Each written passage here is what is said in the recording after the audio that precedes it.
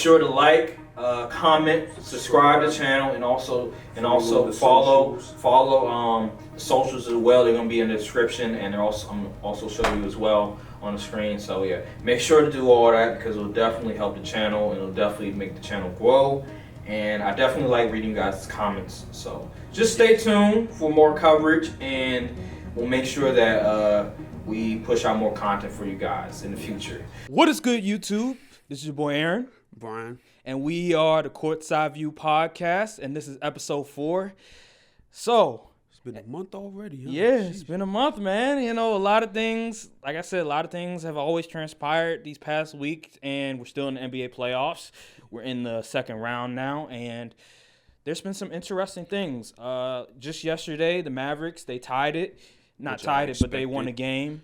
Which was expected. They wasn't going to go out like that. Still Suns in 6, though, but we'll get into that. And then also a series that I just didn't particularly care for because of a player that we all like, Joel Embiid, who's been out for the past 2 games. He finally comes back and just a Herculean effort in himself, wearing the face mask, the black mask in itself, and pushes in, has like 18 and 11, and they win the game.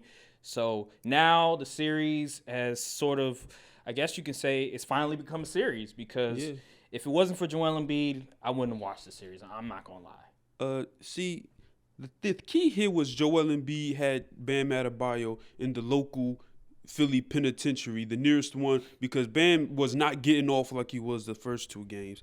I mean, I think Joel Embiid's defense is honestly underrated, but people still sleep. He's my MVP personally.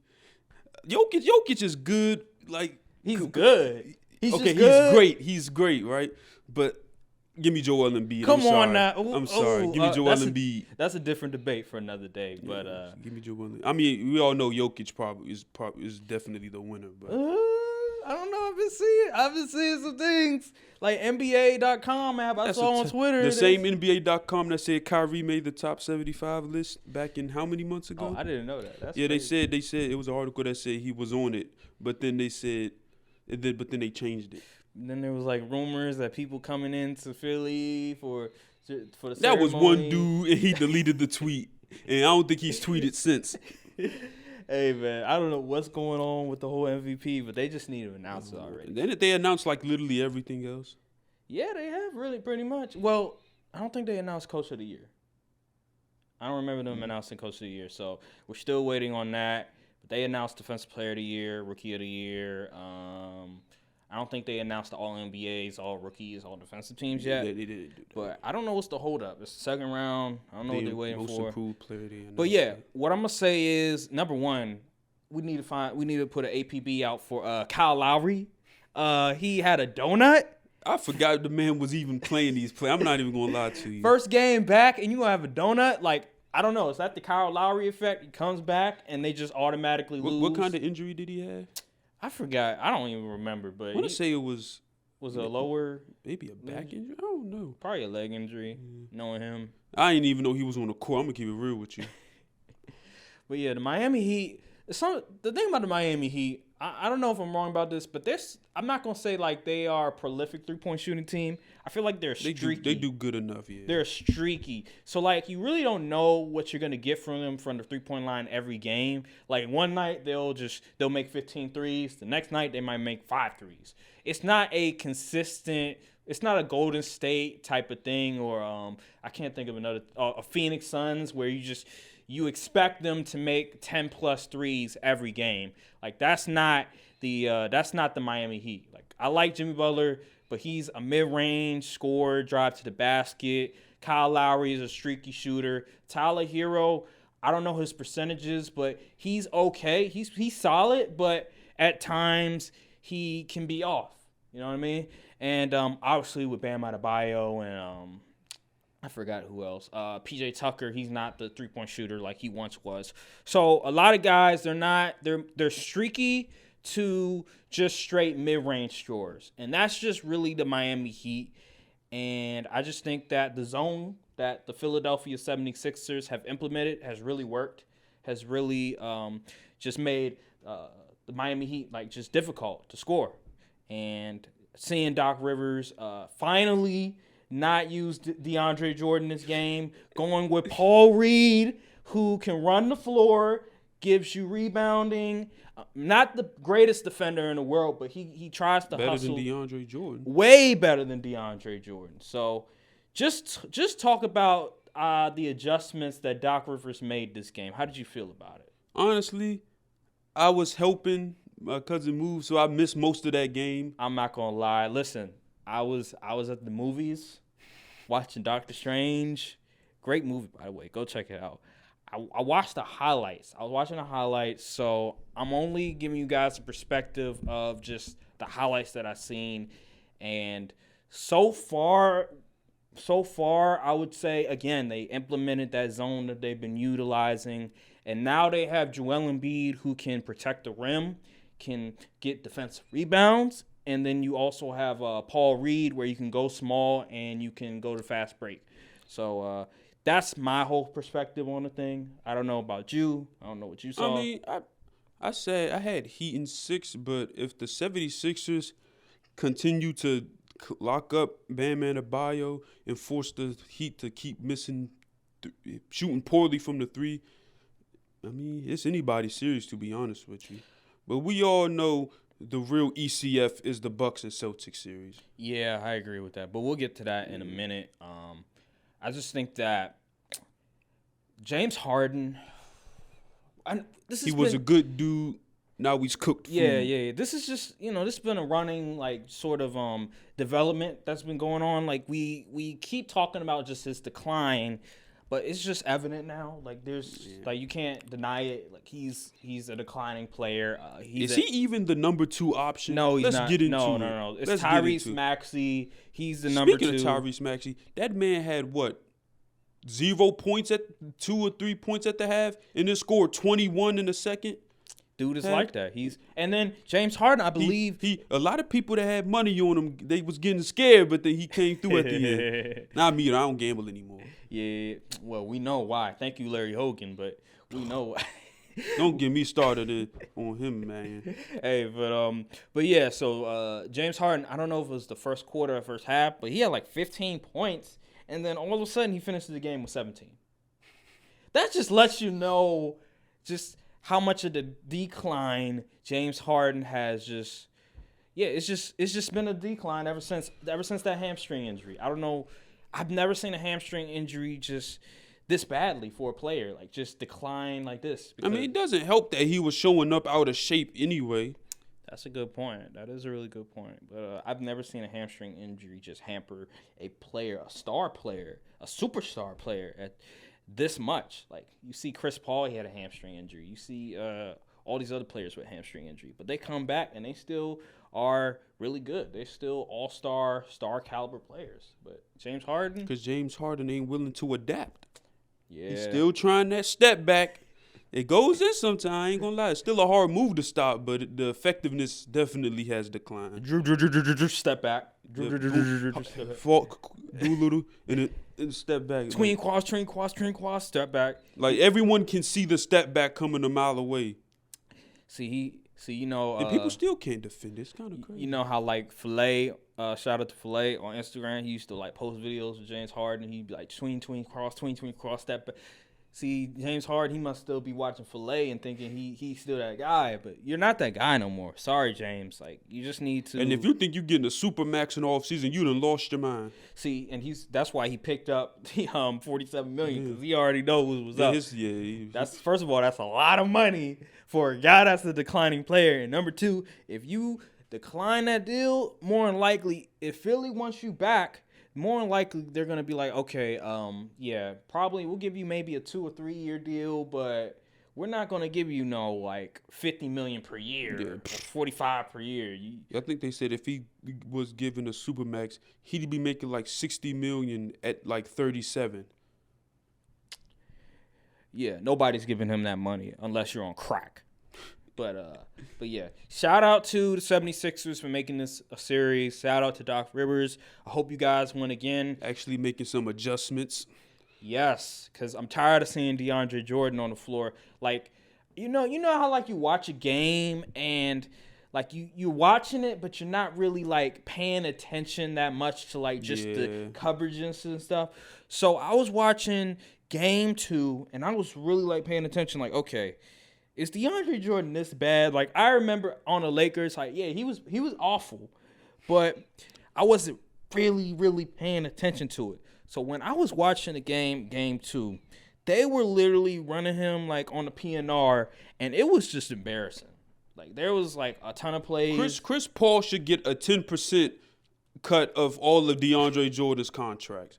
Because if it wasn't for him, he'd be literally flipping burgers on the street. Absolutely. Also, well, that's on the street. In whatever restaurant, your local Mickey D's, Burger King, Wendy's, he'd be there. Man. Or loading boxes at the UPS facilities. Ouch. That's kind of harsh. It's kind of harsh, but you're not wrong about that. Yeah, it was bad. So yeah, the camera's off. But it was bad. So all I'm gonna say is that I'm glad DeAndre Jordan is finally over with, and we can finally get back to good basketball. So I don't know. Final thoughts on the whole game, whole series. Does it really matter? Do you feel like Sixers gonna win the next game? Probably. Okay. I think they will. I think they will because of Joel Embiid coming back. All right. So then the other game last night was the Mavericks versus the Suns. And one thing I'll say about that series is that the first 2 games, Luka played really good basketball. Like, he was fantastic. And this game, he was fantastic too. But the difference is that the others showed up, like Jalen Brunson, Spencer Dinwiddie, Cleaver, who else? Finney Smith. Yeah. These guys showed up, played good defense, and they were able to just hit some threes as well. They were at home. That helps a lot. Yep. So just talk about how you felt about that game. So this game I came back home and started watching towards like the early second quarter. And what I seen is just simple. The Mavericks, the role players showed up. Jalen Brunson was finally getting into the groove of things. Devin Booker wasn't looking like the two-way player that people on Twitter thought he was. People just say stuff like, how was Devin Booker a two-way player? When has he ever been known for defense? Well, I'll say this. Devin Booker has improved a lot defensively. Yeah, he shows effort and hustle. He's not a liability. We can't say he's not a liability, but he's not a two-way player either. I'm not going to say he's a two-way, but I'll say that he is definitely a above-average defender for sure. Yeah, sure. Yeah. He wasn't looking like one yesterday, though. And Chris Paul, son, he had like 7 turnovers at half. And had like 5 in the first quarter. I was like, what in the world? Man turned 37 and immediately got washed. Looking like Russ Westbrook out there. Yeah, what a terrible birthday gift for him, playing that badly. He must have been at the club last night or something. Hey, well. It was just bad. It wasn't pretty. Still Suns in 6, though. Yeah, Suns in 6.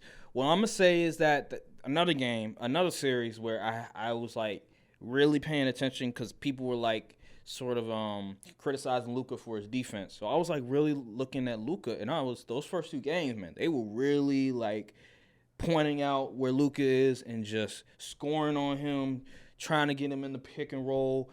And Chris Paul and Devin Booker were lighting his ass up. Like, let me tell you something, because what didn't make sense the first 2 games is that they had Reggie Bullock, Luka Doncic guarding Chris Paul, and I'm like, when was Reggie Bullock a defensive player, like a good defensive player? Why would you put Reggie Bullock on Chris Paul? That made absolutely no sense to me. And so, but did you see Draymond's tweet though?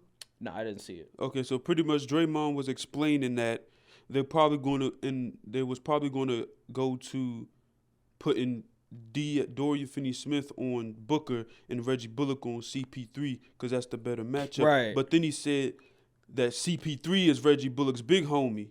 So he said the game within the game would be to actually switch Bullock onto Book and put DFS on Chris Paul because, as you seen, it worked, though. Chris Paul was giving Reggie Bullock the business in the first game, and they had to switch after halftime.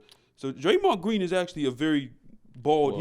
He knows ball. Well, the second that game, man has a good commentary career after he's done playing. I'm telling you. I'll be watching this podcast recaps and stuff like that on the Volume channel. It's pretty interesting stuff. Well, man. first and second game, Reggie Bullock, God bless you, but you getting cooked. Luka Doncic was getting cooked. Oh my, Devin Booker and Chris Paul was terrible. They was taking turns on them. Pause. It wasn't pretty, but they came back. They got some get back that game. But Luka, let's talk about Luka, cause some people, I'm not, NBA players, Chris Paul, Devin Booker, you could tell that they don't like the fact that the media is sort of crowning Luka already when he hasn't even.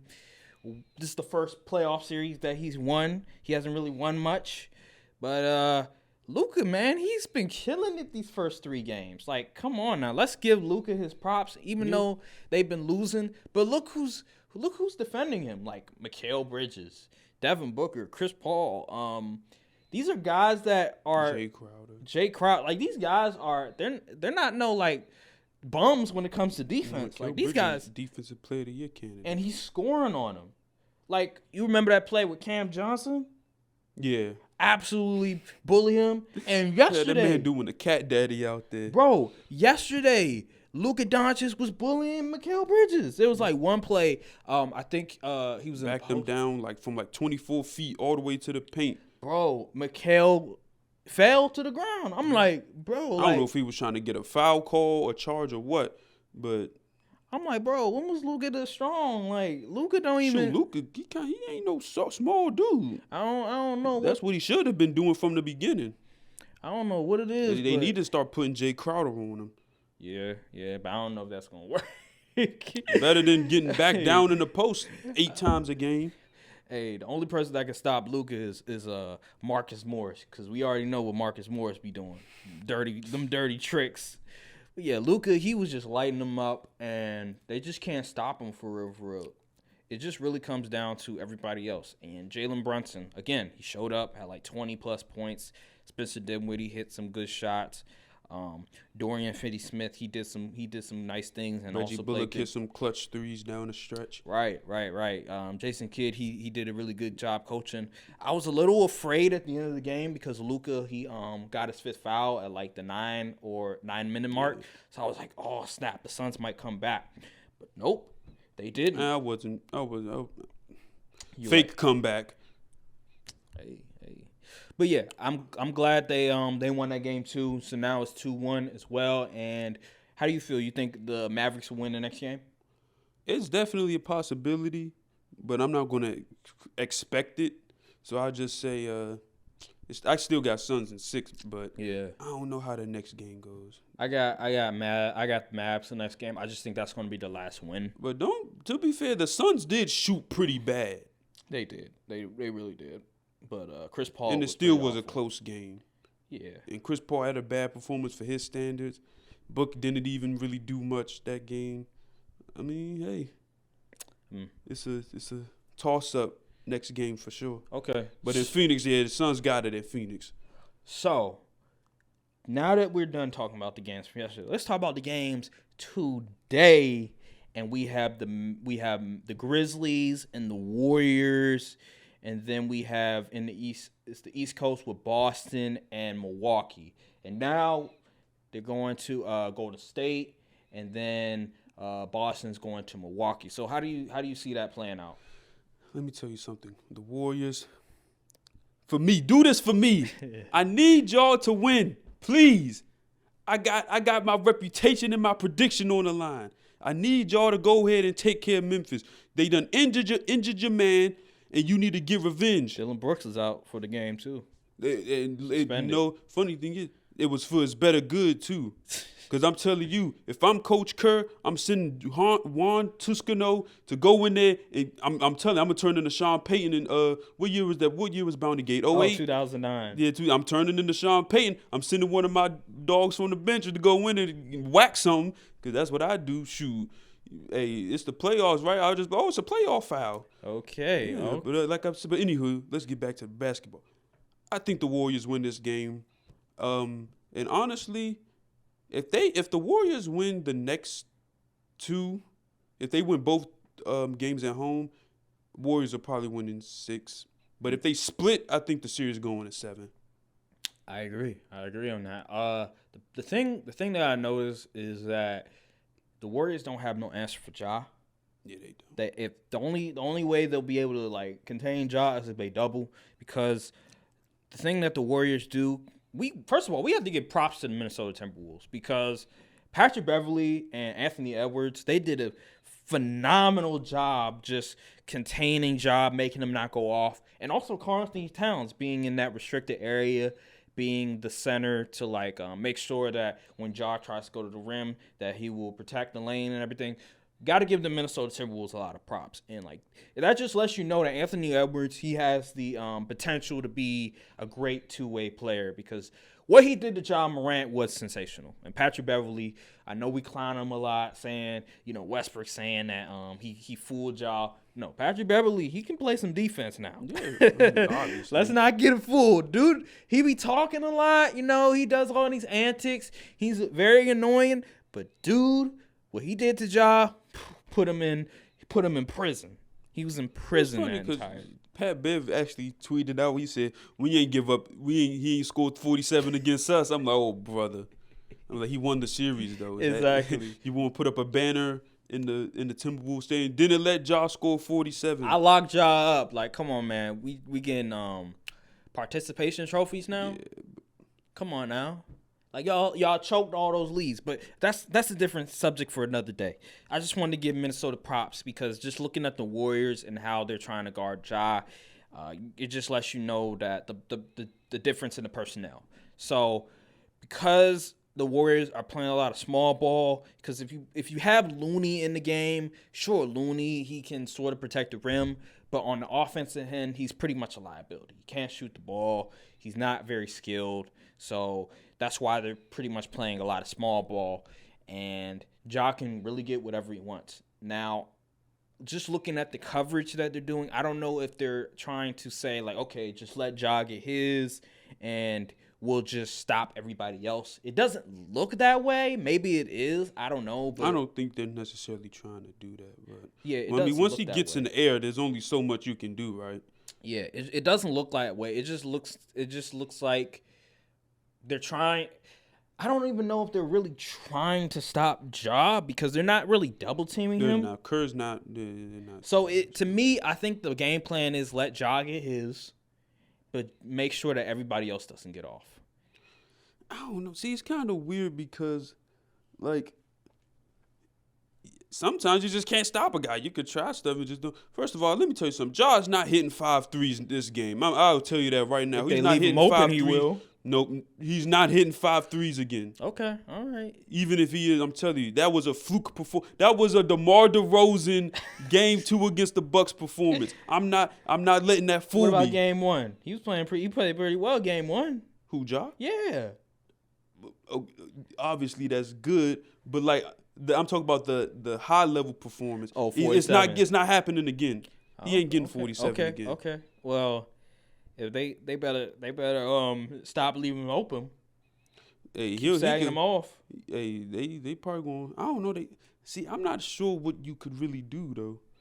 Cause it's like here's the difference between Giannis and Ja. They play similar. They both like to go to the rim and get to the free throw line.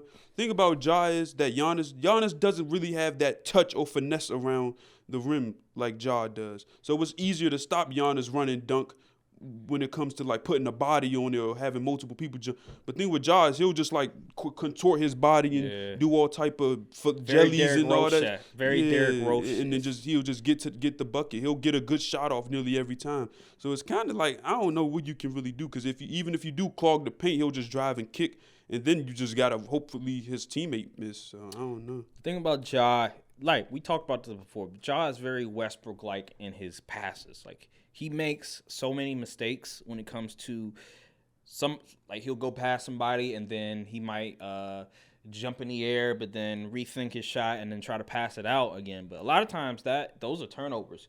So I feel like with the Warriors, I would say let Ja get his, but make sure that everybody else is sort of defended. Like Desmond Bane hasn't been really good at all this series. I think he's still suffering from that back injury. That's what people been saying. And also, They need to give Ja the Luka Doncic treatment. Y'all need to be attacking him on the PNR every possession. Because this dude here is a liability on defense. This man can't guard a parked car at this point. He just literally lets everyone just run past him. So y'all got to give him the Luka Doncic treatment. Y'all got to attack him every single play. And if they bring a man down or rotate in the paint, kick it out to a shooter or something. Like, I don't understand. The Warriors are so much better than what the Warriors, they need to start valuing their possessions. I'm sick and tired of Draymond and Curry just throwing reckless turnovers, and then it just messes up the whole thing, and y'all just lose possessions and give up points on the other end in transition. That's not something that should be happening for a team that's been to, 4 finals in a row? Andrew Wiggins is a fraud. Andrew Wiggins, people are like, oh my God, Andrew Wiggins' defense. Oh my goodness, he's such a great defender. That is a lie. He is a fraud on defense. When he was guarding Ja, he was getting cooked. Absolutely. I mean, everyone pretty much was getting cooked.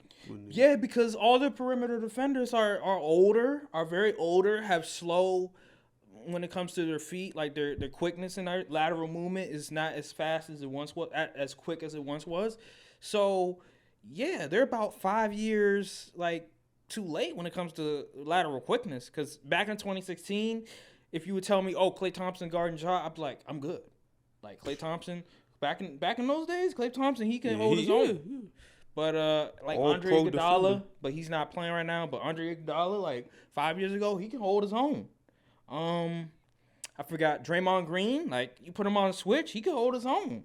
But nowadays, these guys are in their mid-30s, early 30s. They're not going to be able to guard Ja Morant, who's 23 years old, in his prime athletically. No. I don't even think he's 23. Might be 22. Yeah, whatever age he is, he's very young. He's in the prime of his athletic career.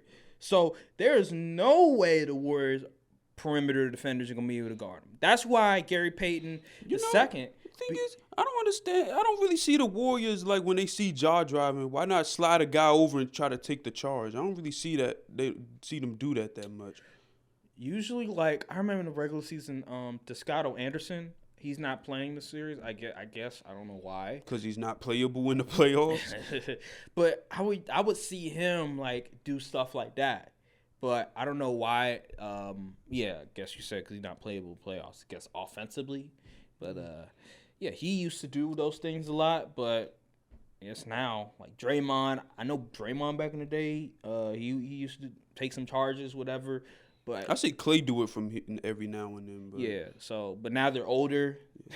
They've been through some things, injuries and all that stuff. So they man, we're not trying to take already no a physical charges. series shoot. Yeah, so. People getting hit in the face, going up for layups and stuff, and all type of stuff. First, let me get. I was gonna wait till you finish about Klay Thompson. I need to look in this camera right here. Klay Thompson, you probably not listening to this, but if you are, you're not the guy. Okay, you're not the guy anymore. I don't know who told you it was okay to be taking step-back mid-range jump shots and just shooting off the dribble all willy-nilly like that, like it's 2016. You're not the guy, okay? You need to stop and know your place. You're not the guy anymore. I don't know why did he start doing this stuff? You need to realize Jordan Poole is number 2 now. Wow. Jordan Poole is number 2. Jordan Poole is number 2? Yes. Wow. Yes, Jordan Poole is number 2. That's Klay, a hot please, take. stop. Stop shooting off the dribble shots. Stop trying to act like you're Kobe. Just stick to your role. The spot up threes, you may be able to do a little something, but you're doing a lot right now. I ain't even gonna lie to you. And then you giving up buckets on the other end. Oh my goodness. I just had to say that because that really makes me mad when I see him thinking he's the guy and trying to ISO, and I'm like, oh my goodness, get the ball away from this dude. Yeah. Klay is definitely You could tell that he came back from a catastrophic injury. He's just not. It's like he's trying to prove something. I'm not even sure. I don't even remember him doing all this stuff back in them championship runs. I don't understand. Well, yeah, Klay needs to play better. The reason they lost last game, they missed too many shots. Yeah, they went 7 for 30 or something like that. It's not like the defense wasn't bad because it wasn't even they had the open looks. Yeah, it wasn't even like it was a high scoring game. Like it was one of those 2011, That's why I'm still confident the Warriors will get scores. them out of here in 6. Yeah, Because the Warriors not going 7 for 30 from 3 again. It's just not happening. Stephen Curry needs to step up. Ja Morant is outplaying him. Listen, Steph Curry, you got to remember who you are. You're the best point guard in the league. You're a top 10 player in the league. You're better than Ja Morant. Damn it. Show Ja Morant who's king up in here. Show Ja Morant. He might do that today. Show Ja Morant why you're a top 15 player all time. Why you're a 3-time champion, 2-time MVP, back-to-back MVP, unanimous MVP. You want to let this young buck outplay you like that? Now, to be fair, don't act like they guard Steph like how they guard Ja. But still, he's been in the league for a long time. He's seen all the defense in the world. Still didn't stop him from scoring 35. The thing is, Steph is older now. And I understand if you that. notice, he doesn't even take the shots he used to take. Like those like go off the screen, dribble, and step. He don't really even do that. Like you see him pump fake a lot more than he used to. He used to just let that thing go back in the day.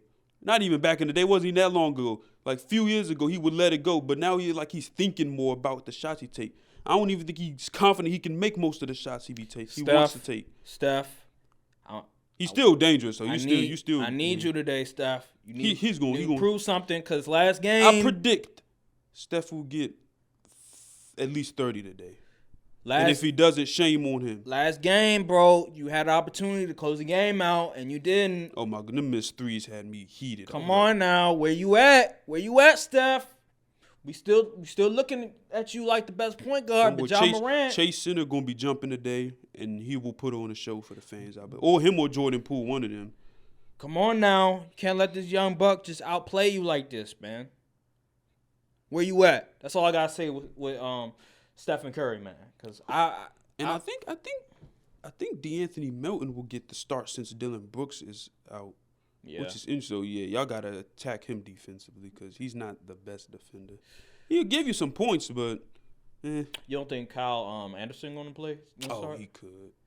Cause he very well could. Because they got Desmond Bain at the 2. They could put I think they'll probably start Kyle and have Zaire come off the bench and play some moment. He played very well last game. Hit a lot of threes. I was like, this is so fake. I've never seen. I had Zaire Williams on plenty of tickets and he sold them. I was like, this is the fakest basketball I've ever seen him play.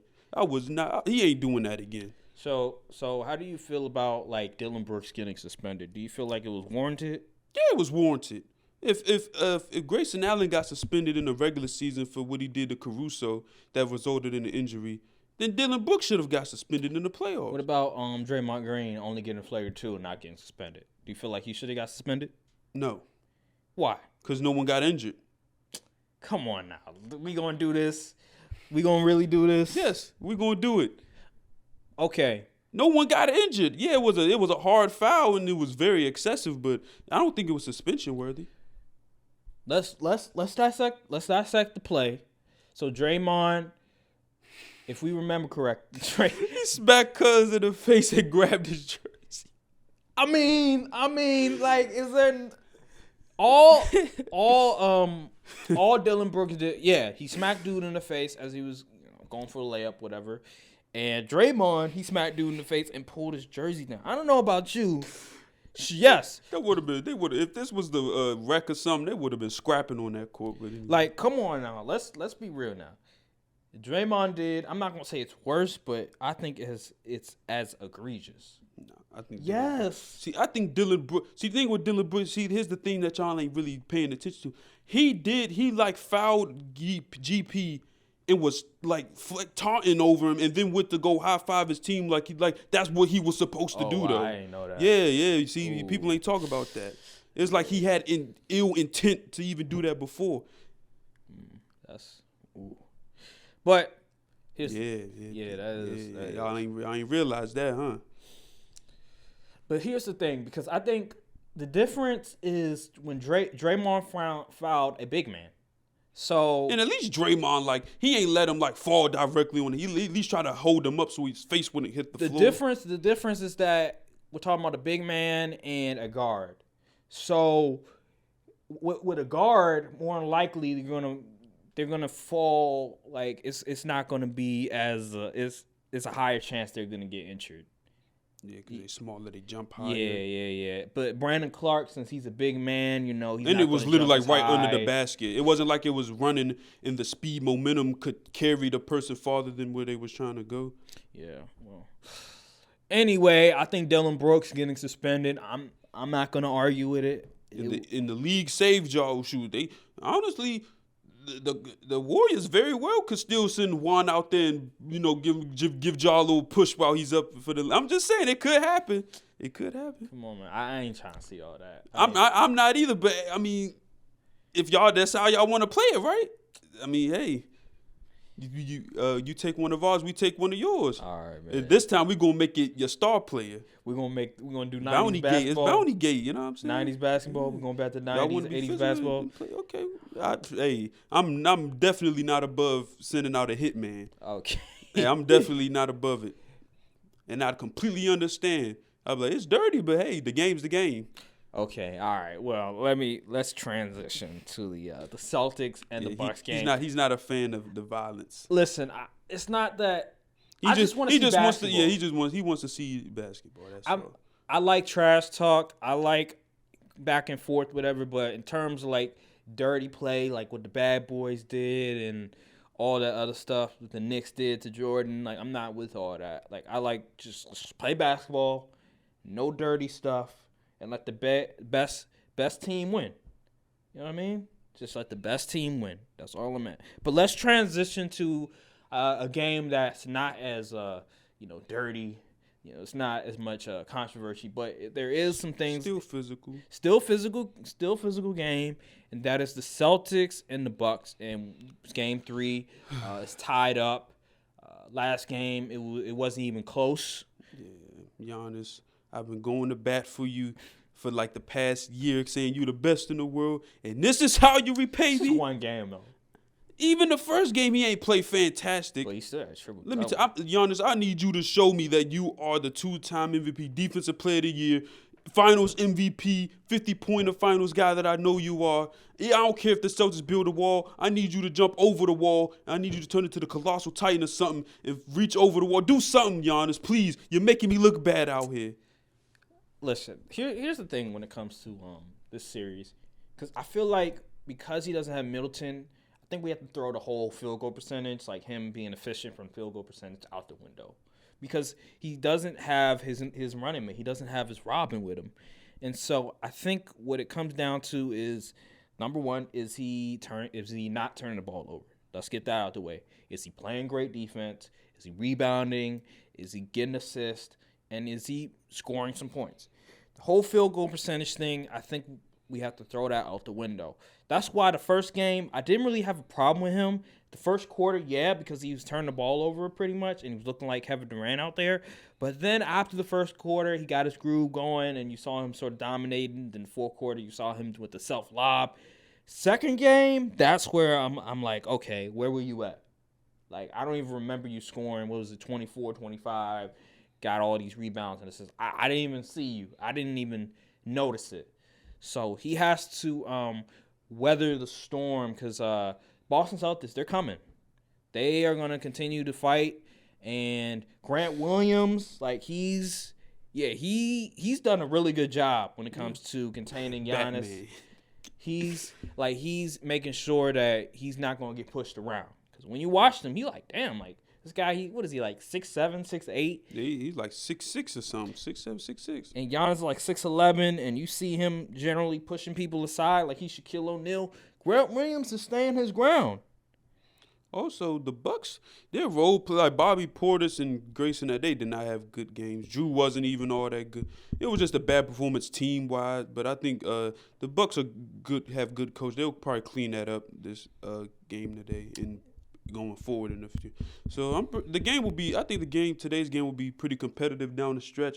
I think the Bucks will get it though, because they're at home. Yeah, I think they're going to get it too. I think they play better at home. I think they're going to knock down the shots. Yeah. I think that's what it's going to come down to, is hitting their shots, because game 1, they were hitting the shots. Yeah, they was going crazy. Yeah, so I think it's going to be a similar contest. And people, here's the thing. People really like to overreact And I don't think people know how basketball or playoff basketball works. But if you're on a road team or a lesser seed and you split at home, that's a W. That's a dub for real. That is a W. If you steal one game at home, you steal home court. Hey, forget game 2. We did our job. As long as you're not Minnesota, you good. And as long as you handle your business at home, you in great position. Because then it'll be 3-1. And then you still at the opponent's then you still got to come back to your side. So I'm telling you, splitting that game at home, dropping that game at home is big, especially for a team like the Grizzlies, because they're young, they're prone to mistakes. They needed to get that 2-0. Because the Warriors, they gonna get sharper as the series go on. As long as you're not Minnesota, you good. Yeah, you're pretty good. Yeah. So, or the Pelicans, because the Pelicans, they are very young and inexperienced. So as long as you're not those two teams, then you have a hell of a shot if you get a split. Yeah. So yeah, the split is essential. Yes, and I got Milwaukee tonight. Yeah. I think Giannis is going to show up. The good guys will win tonight. The Bucks and the Warriors, the good guys will win. I think that the thing that people pay attention too much to, okay, what is this field goal percentage? And we have to remember, these are the playoffs. Kevin Durant is not – I mean, I said Kevin. Giannis is not Kevin Durant. He's effective outside of his field goal percentage. Correct. And so we have to get to a point – No disrespect to KD, though. Yeah. That's still PG County hero, you know what I'm saying? Yeah, he's still that guy. Hometown he's top three in the NBA, one of the greatest scorers we ever seen. So we got to give him his respect in this dudes. But, again – when it comes to the playoffs, we have to realize that a lot of times the defense is going to be a lot better. The field goal percentage is not going to be more likely like it was in the regular season. There's not a lot of Michael Jordans where their field goal percentage gets better in the playoffs. Like, that's just not normal. Michael Jordan is not human. He's not normal, okay? It's not LeBron James's where he just takes it to another level. Like, there's nobody like that, okay? Yeah. So let's stop that right now and thinking that, these guys, they have to shoot a better percentage. People need to stop box score watching and watch what's actually on the court. Exactly. As long as they do what they normally do, make sure that they affect the game in a way that helps their team win. Why does it matter what percentage they shoot? Yeah, like when people were saying, like, what game was that? It was either game 1 or 2. It was like when Ja had like 30-something. People was like, he took 31 shots. I'm like, bruh, you got to empty the clip in the playoffs. You can't just be like, I'm not going to shoot because my field goal percent. Man, forget all that. If you don't shoot and get them buckets to help your team win. This is why people be hating on like guys like Kobe. Yeah, the most casual take is Kobe wasn't efficient. Like, bro, he had to shoot that. You was really going to trust Ron Artest to shoot 20-plus times a game? Allen Iverson as well. Be for real. Allen Iverson as well. Vince Carter, Tracy McGrady. Now, Tracy McGrady, he was a choker, but let's not even talk about Tracy McGrady. But, so Allen Iverson, Vince Carter, I forgot what other names. I can't stand people. Kobe was a shot. He was in. Who was going to shoot the ball then? Exactly. Derek Fisher? Exactly. Come on, son. Get real. So, but yeah, that's another subject for another day. Efficiency, I'm not really concerned of. Yeah. It's do you make sure that you're not turning the ball over? Do you make winning plays? Yeah. You put your team in a position to win? Are you playing defense? Are you showing up in crunch clutch time? Yeah. That's really what it's all about. Like the playoffs is more eye test and actually knowing the game instead of looking at numbers on a sheet. That's really what it is, like more than anything. Well, at least when it comes to star players. Yeah. When it comes to star players. Role players, honestly, it really comes down to the box score with role players. Yeah. But star players, you got to grade them on a curve when it comes to the playoffs because it's not the same. Right. And the only awards that count in the playoffs is NBA Finals, MVP, and having an actual ring. Right. Those are only stats that really matter. Anything else, throw it out the window. Yeah. So we both have Milwaukee game 3. But we still have I have the C's, I have the Celtics in 6. You have Milwaukee, in 7, right? Yes. Okay, so. But it's not looking good. I say that much. Okay, so I would say we're done with that series. I want to talk a little bit about just there's been some controversy on ESPN specifically. I mean, when isn't it? They thrive off controversy. Listen, number one, Stephen Aaron actually was on ESPN one time. Okay. Back in high school, and Stephen A. cooked them, smoked them. Said he had no credibility, and he said his fit was trash and all type of stuff. Well, we bringing it back up. You gotta post the clip. You gotta edit the clip in. All right, I'll see if I can find it and I'll put it on there. You say he was a bust. Now what you saying? Oh, he's getting better. His shot was broke. Saying he was a bust. Lonzo Ball is the truth. He's the real deal. And anybody that's hating, anybody that's saying he's gonna be a bust, you do not know basketball. LA style all day, every day. Young man, you have no credibility whatsoever. I never said he was a bust. What I said was if he keeps playing the way that he was playing when he was god-awful at the very beginning, he would be a bust. So you have to quote people accurately. You're messed up with that. And by the way, your entire outfit just shreds your argument because you have no credibility whatsoever. Go back, change your wardrobe, make sure your clothes are ironed, take off a hat and be respectful when you're indoors, by the way. You got to mind your manners and you got to learn your basketball and you got to learn to quote people accurately before you even think about going up against me. Enough of you. Goodbye. Goodness. But it was on Facebook. It's like this little thing that they had for First Take. I think First Take Your Take or something. It was on Facebook, like that. And they allowed like fans whatever to like submit post videos, submit videos, and Stephen A. will react to them. And I submitted videos about like Lonzo Ball, and he didn't particularly like it. I actually submitted 2 videos. The first video, the video that he reacted to, that was the clean version. There was another version. I don't know. Hey, I think he saw both of them, and he saw the other version, and that's the one he was really reacting to because the version they showed was the clean version. But, I'm not even going to get to that. You guys could watch it for yourself. Yeah, so I want to get to ESPN and Stephen A. Smith, and he talked about trading LeBron James. Now, you tweeted about it because Jalen, the Cardinal fan, also a Laker fan, by the way. How'd that happen? Twitter name Spooky J. He was like, I think he said something about like why or something like that, question mark. And you responded, well, LeBron James is going to leave. I think you said something about LeBron James going to leave or something. Just elaborate on what you were saying. So I pretty much said if they don't make the playoffs next year or make a deep run, he's probably going to leave. Like, because Bronny's going to be entering the league soon. He may want to go back to Cleveland. You don't know what LeBron. He's an interesting guy. He changes his mind pretty much all the time. And fake reads books. But anywho, shout out LeBron though. But yeah, I said he was going to leave. I said, listen, unless y'all get another trade for another star, I don't see y'all making another deep playoff run. And you can't rely on Anthony Davis to play enough games to where you can make a deep run. That's pretty much what my whole point was. But then he said LeBron has to want to get traded, and I understand that. So I actually ignored that point because it kind of foiled my whole reply. So I just ignored it, but that is a good point. Would LeBron want to get traded? See, here's the thing, because I saw that tweet. I saw Stephen A. Smith's his argument, and it's talking about he believes that we aren't going to go nowhere. Which is true. And here's my thing, because you don't trade LeBron James. Yeah, you don't. You don't see what I mean? You don't trade LeBron. You don't trade LeBron James. He's still top 5 player in the league. I don't give a damn. What if they give you 5 first-round picks for LeBron? No. I'm not trading LeBron Man. James. You know why? Because whatever team gets LeBron James, you're going to win automatically. So those picks are not valuable. Win what? They're going to win games. They're going to go to playoffs and all that. So those picks don't mean nothing. And the Lakers, who have the Lakers developed that became stars? This year? When have the Lakers ever developed, besides Kobe, that was like 20-something years ago, when was the last time the Lakers actually developed a player and they became a star? I'll wait.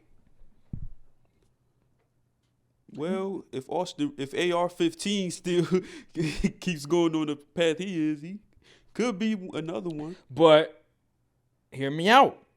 We let him go, right? He's not on the team no more. So that means our development. Who?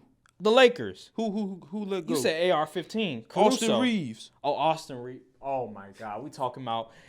Oh my God, don't even bring Austin Reeves. Let's not go there. Please stop. Please. He has potential, but He has potential to be a solid role player. But let's stop there. Besides Kobe, which was like a long time ago, there hasn't been another player on the Lakers that we have developed that has become a star. They've become stars in other teams. Did y'all draft Lamar Odom? No.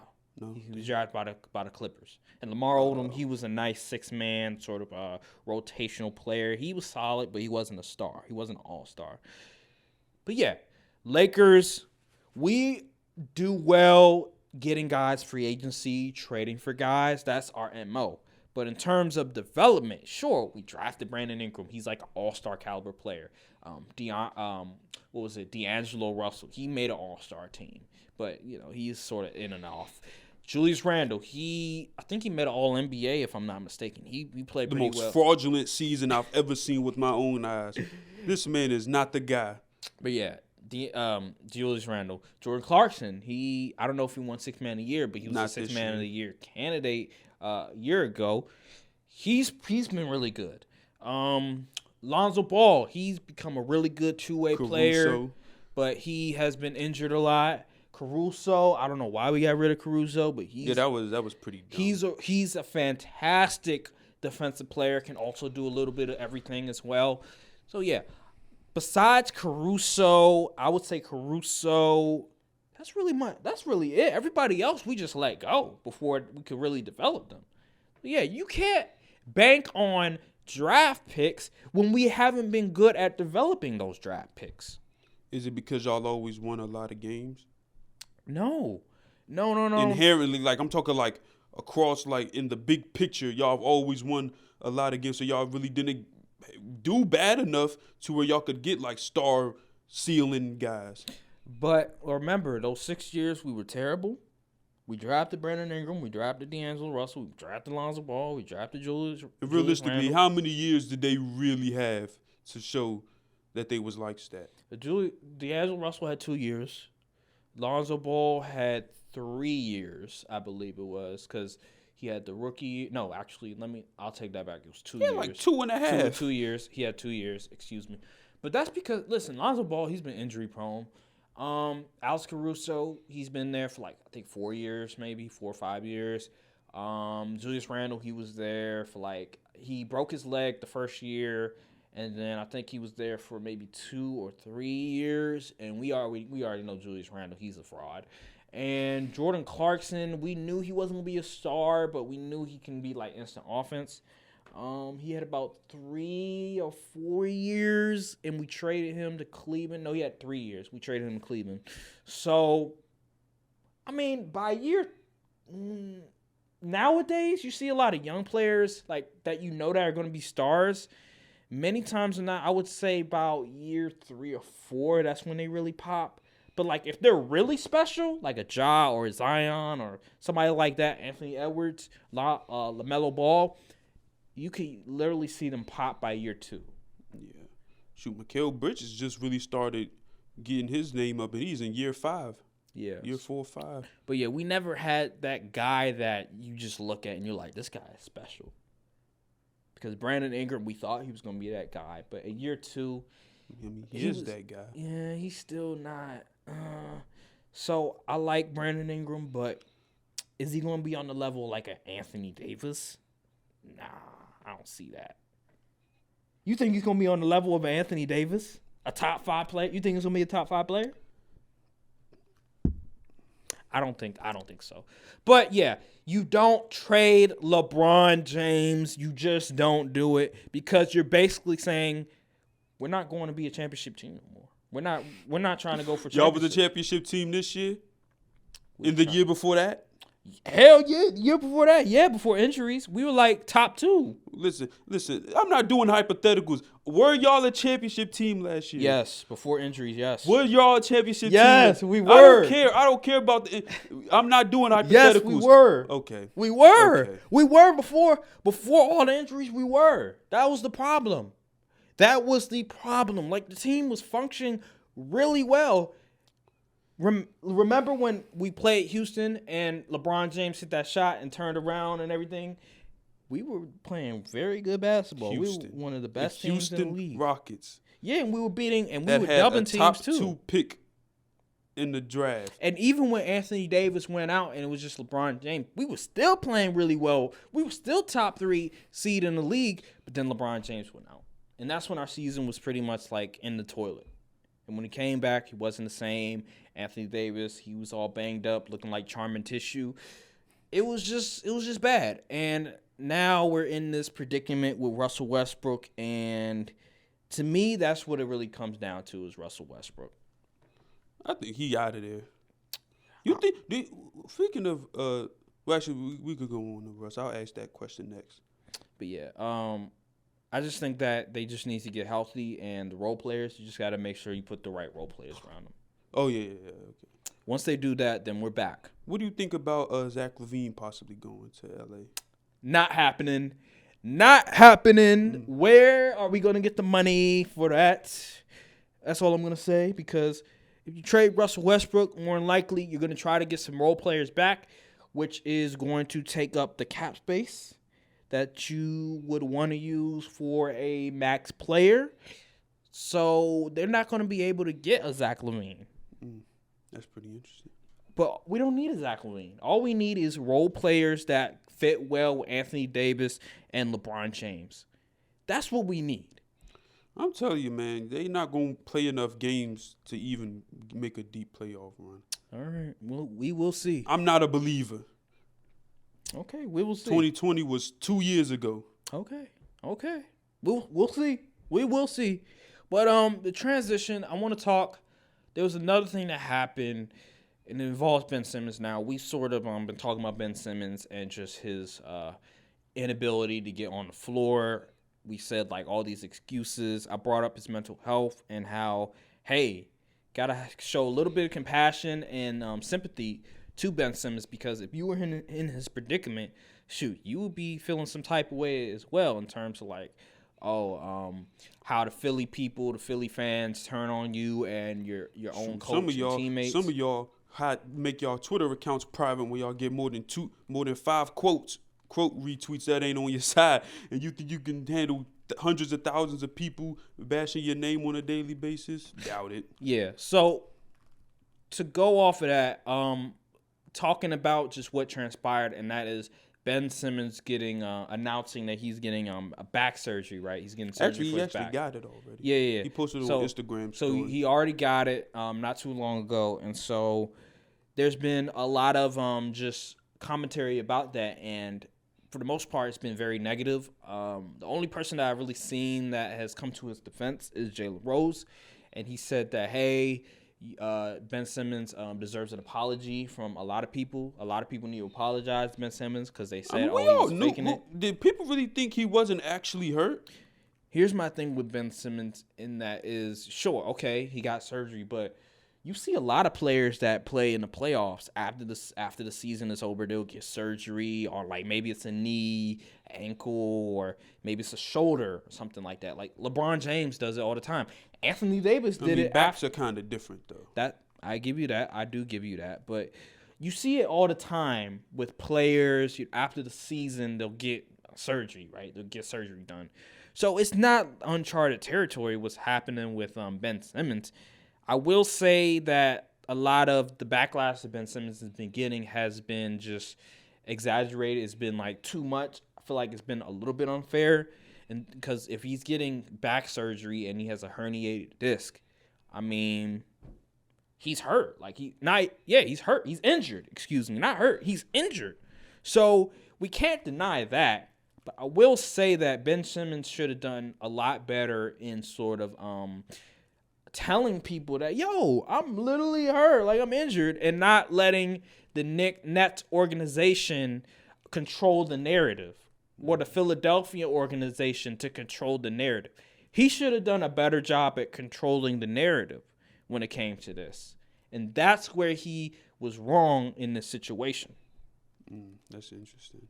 Because I know he's had this back injury for over a year now because he hurt it back, I think, like last season, and he decided to just sit out, let it heal naturally. He didn't even get surgery, and then he played through it towards the around the playoffs, and I guess it just got way too out of control.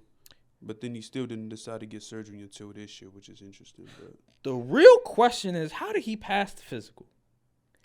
That's the real question I want to know. How did you pass that Nets physical? Because in order to be traded, you have to pass the physical. That's number one. So how did you pass that damn physical? That's what I want to know. that's a good question. Like, what goes to passing a physical? Like, I hear stories of how professional sports trainers, whatever, they don't necessarily do their due diligence to making sure that you're 100% healthy because they're an extension of the organization. They're trying to do at the best interest of the organization, not at the best interest Of the player. not necessarily the best interest of yourself. I will say in terms of like concussions, like NFL, when it comes to concussions nowadays, not back in the day, but nowadays, they try to look out for you. But NBA, when it comes to back injuries, knee injuries, all the other stuff, they're just looking out for themselves. Yeah, you see how they put KD back on the court on the Warriors that 2019. Right. He for sure shouldn't have been playing. Right. So I don't know how he passed that physical. That just lets you know that the Nets, that just lets you know the NBA in general just not doing their due diligence in making sure that these players are healthy. So it's weird about that. What else do you want to talk about? Because I feel like that's really I wanted all. to touch on it was the Twitter detectives in the Cowboys side of Twitter. You remember when Jerry Jones showed at like a presser? He showed the draft board. Yeah. Oh, and man. people, it was blurred. You literally couldn't make out. People they figured out who was on the board. It was like Kayvon Thibodeau, number one. And Evan Neal too, I think, or something like that. Yeah. Which funny, they went to the Giants. Yeah, which is that's funny. And the Giants are like, "How we took their guys?" I'm like, "Did you honestly think top 10 prospect was going to fall out of the top 10? Like y'all celebrating the rest of your draft was trash." But anywho, it was kind of, they had the Vikings drafted, I think Lewis, is it Seen or Sign? The safety they drafted in the first round. I don't know. But they actually had him higher ranked than Tyler Smith, and Lewis was still on the board. What? So people was like, "Well, why didn't they just draft Lewis?" I'm like, we just signed Jaron Kearse and Malik Hooker. We do not need to draft a safety. We needed O-line. So people was like, we went need over BPA, and the BPA was only 2 slots behind Lewis. I need to relax, okay? And then people was like, well, why do these first round guys have second round grades on them? I'm like, most people most GMs and all front offices and draft rooms, they don't have 30 first round prospects. They don't have 30 first round grades on players.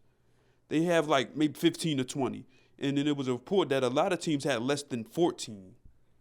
So this year, I think people got misconstrued about the draft this year. This draft wasn't really star-studded. Like, think about it. That's true. Think about it. Does Drake London, Jamison Williams, or Chris Olave? Yeah, Chris Olave. Do they go before Jamar Chase, Devonta Smith last year? Ooh. This should be an easy answer, by the way. Oh, man. Nobody goes before Jamar Chase. Let's get that out the way. Devontae Smith, there could be a case for Drake London because of his physical capabilities, his size. You mean to tell me if there was a redraft and all of those players, you're telling me Drake London's going before Heisman winner Devonta Smith that put up historical numbers at Alabama with Mac Jones as the QB? Okay, you got a point. Exactly. You got a point. Was it Shoot, what? Let me tell you. But let me tell you something. I'm saying the guy from the only Miami. person that's going above. I'm gonna name the top young guys that recently just got drafted. CeeDee Lamb, I had to put him first because Jamar Chase, Devonta Smith, The wide receiver from Miami. I forgot his name. Jalen Waddle. And freaking Justin Jefferson. I don't think no more than Jamison Williams or Drake London is going ahead of them dudes. All them other receivers is getting drafted after all the guys I just named. Okay. So people, this isn't a star-studded draft. Is Aiden Hutchinson going before Chase Young? No, absolutely not. He ain't going before Nick Bosa. No. Exactly. No. Is Evan Neal or Akeem Okun better than Rashawn Slater or Penei Sewell? No. Ooh, well, I don't watch O-linemen, so I can't tell you. Yeah. I can't tell you. The only I'll give you the cornerbacks. The cornerbacks this year were better than they're last not gonna year. go. They're not gonna go before. No linebacker got drafted before Micah got drafted last year. Yeah. No linebackers better. I don't even think. What didn't Nick Bolton get drafted in like the 20s? Probably in like the early 10s. The late 10s. It's not a star-studded. It's a bunch of solid players that gets overvalued because there's no star power in this draft for real. I don't really see that many guys being superstars or stars year one like how there was last year. Maybe Derek Stingley Jr. Yeah, either the cornerbacks or maybe the receivers. Other than that, yeah, I agree. Aiden Hutchinson. He could. He could. He has the size. He just doesn't pops out like a Chase Young did. That's true. And Nick Bosa did. You know what I'm saying? That's true. Or even a Micah Parsons, but yeah.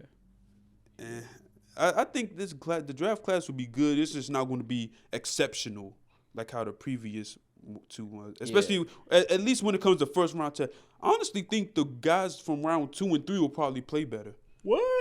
Why? Because of I think they suffered from being I don't think they were properly graded. Because a lot of guys like the Cowboys got Jalen Tolbert in the 3rd round. He had a second round grade for most people. Those round 2 and 3 guys you need to work. Like David Ojabo got drafted in the 2nd or 3rd round. Those the guys that probably going to make the most of an impact. Sky Moore. Yeah, those the guys because those are the real value in the draft. And Christian Watson. Yeah, those the guys that's going to probably make the most impact so far. D. Williams, he wants to be called D. Williams for whatever reason. But yeah, so honestly, be on the lookout for those round 2, 3 guys. You'll probably hear their names more than you will. Well, you'll hear the first round names more because they got drafted in the first round. But don't sleep on the round 2, 3 guys. Hot take. Uh-oh. Hot take. No, I'm just saying that was a hot take. Nah, I don't think so. I think that the draft is more like, let's think about it. Usually the draft, here's how it goes. Usually the draft is like the first round guys and then the second round guys and then it significantly drops. This year it was pretty much first, second. The second and third round guys were pretty much equal because that's how solid the talent was across the whole board. A lot of undrafted guys, people went undrafted that had 4th, 5th round grades on and they went undrafted. That should let you know how deep this draft really was as far as consistent talent wise. Okay. Well, you will see. Yes, you will see. That camera's not on. You will see. All I gotta say is shout out to JJ Redick for keeping it real. Yeah, salute JJ Redick. Yeah, he's one of the only. Tells it like it is, man. He's one of the only good NBA analysts on ESPN because everybody else is just a bunch of like Kendrick Perkins just talking about trading Anthony Davis or Kyrie and all this. It's just ridiculous. It's just a bunch of baloney, a bunch of nonsense that I'm just getting tired of. But yeah, shout out to JJ Redick for being one of the only real ones and really calling out Chris Russo for what he talked about Draymond Green. So yeah, shout out to you, and also I liked your commentary for. You seen how Stephen A. went on his Mad Dog show and was putting on his cape for him. Man, there's a term for that. There's a term for that on Twitter. I'm not gonna say it. We ain't gonna say it.